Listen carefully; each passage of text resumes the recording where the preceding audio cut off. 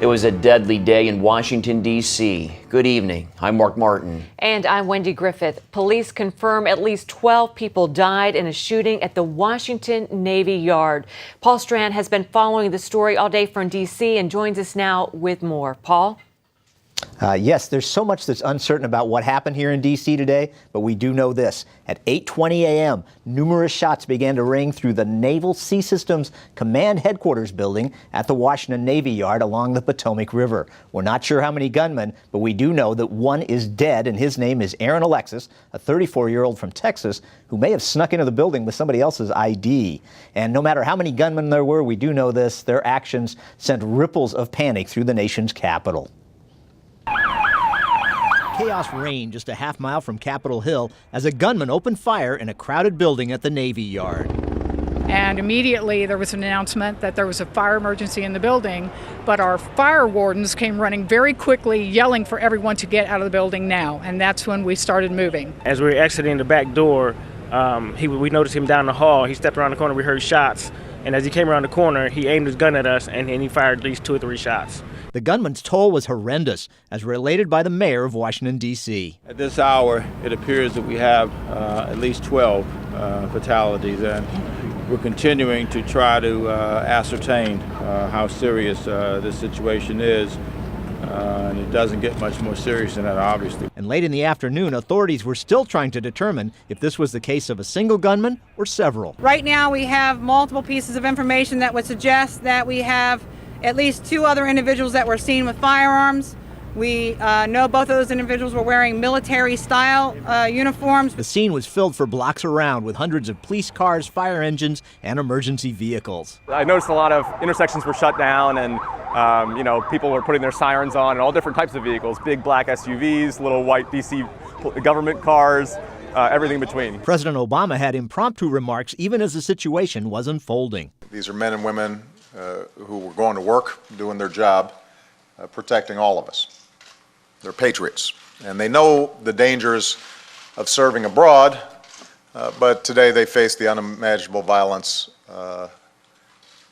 that they wouldn't have expected here at home. Paul Strand, CBN News, Washington. Our terrorism analyst Eric Stakelbeck has been monitoring the situation from Washington, and he joins us now with more. Eric, the first question on many people's minds is this situation an act of terror? Are there any indications so far? Well, Mark, right now we don't know if there were any political or religious motivations behind the shooter or shooters, and that's an interesting thing here, Mark. We don't know how many gunmen there were so far.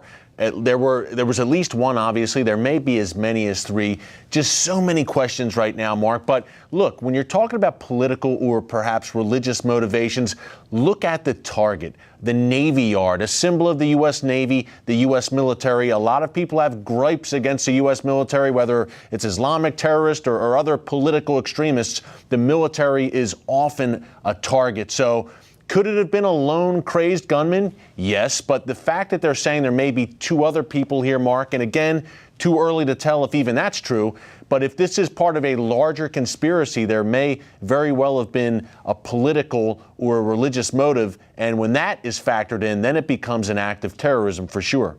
Well, even if it is not terrorism related, mass acts of violence echo back to things like the Boston bombing, the Fort Hood shootings. Do Americans live under a constant threat, Eric?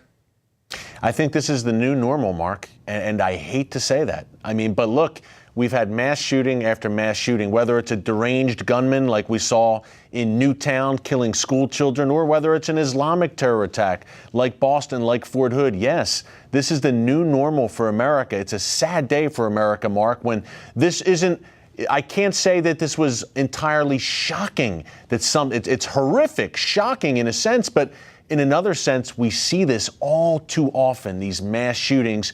It's a part of it's a part of Americans' daily lives now, it seems, and it's a sad day. And yes, we do have to get used to this, especially at installations like military installations, schools, etc. To a madman or a terrorist, these are high-value targets, and often soft targets. You know, whoever this was, this shooter or shooters, they didn't go to the Pentagon, which you would think, Mark, is much more highly secured. The Navy Yard is probably a bit softer target, a little easier to infiltrate. So I think that's telling as well. Okay, Eric Stakelbeck, our terrorism analyst. Thank you very much, Eric, for your time and for staying on top of this. Thank you, Mark.